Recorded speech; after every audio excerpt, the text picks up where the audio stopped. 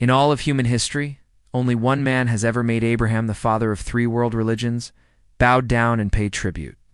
This mysterious figure appeared from nowhere, blessed the most powerful patriarch of the ancient world, then vanished without a trace. Who was this enigmatic priest-king that even Abraham recognized as his superior? Who was Melchizedek? Picture this. The year is approximately 2000 BCE. Abraham has just returned from a dangerous military campaign, rescuing his nephew Lot from a coalition of warring kings. His men are exhausted, laden with the spoils of war, as the dust of battle still clings to their clothes. Suddenly, on the horizon, a figure approaches, not with an army, not with weapons, but with bread and wine.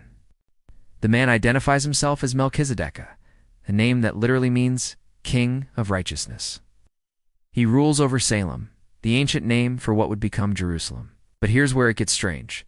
He's not just a king. He calls himself priest of Elyon, God Most High.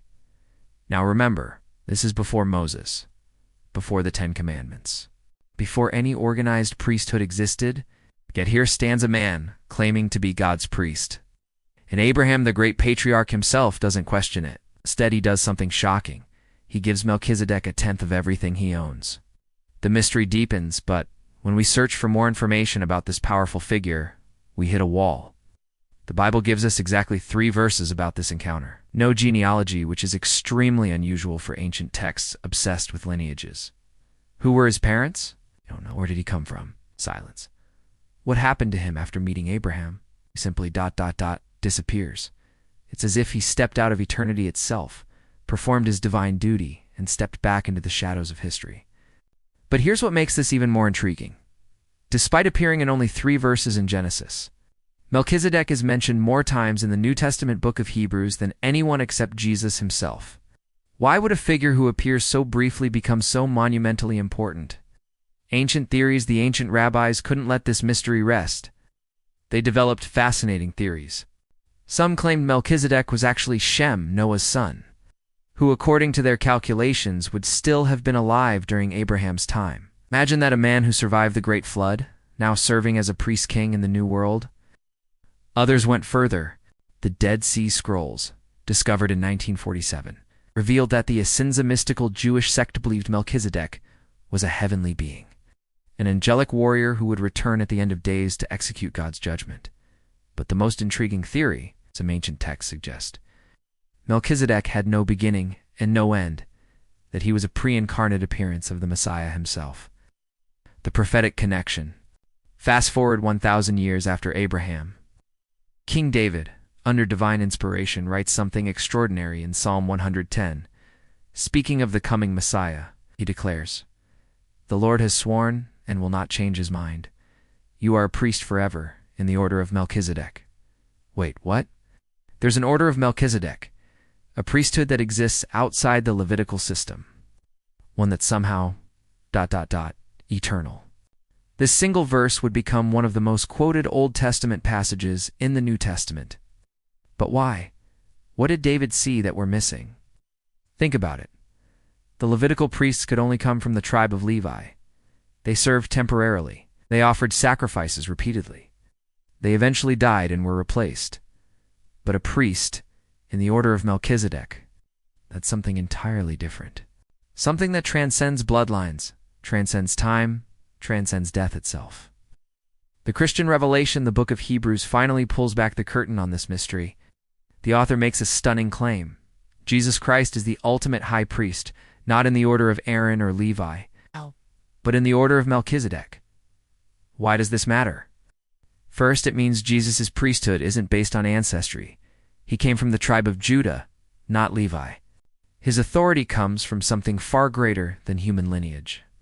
Second, like Melchizedek, who was both priest and king of Salem, Jesus unites both offices.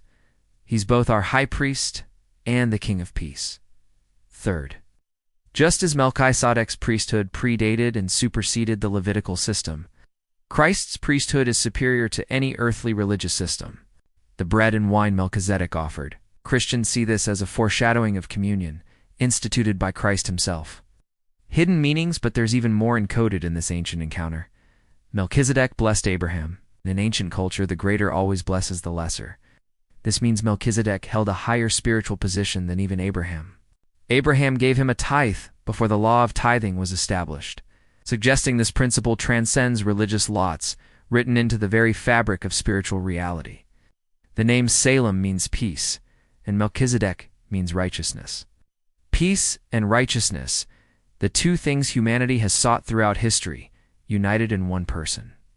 Why it matters today, so why should any of this matter to us today? Because Melchizedek represents something profound, a spirituality that transcends religious boundaries.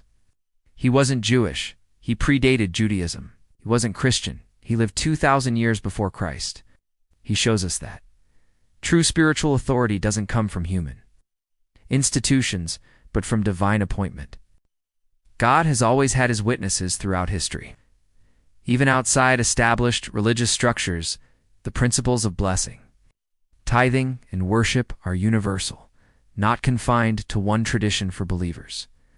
He points to something even greater, a priesthood that doesn't end with death, a mediator who lives forever to intercede for humanity.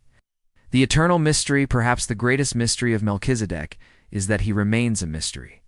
In an age where we want to explain everything, categorize everything, understand everything, he stands as a reminder that some truths are too vast for our finite minds to fully grasp.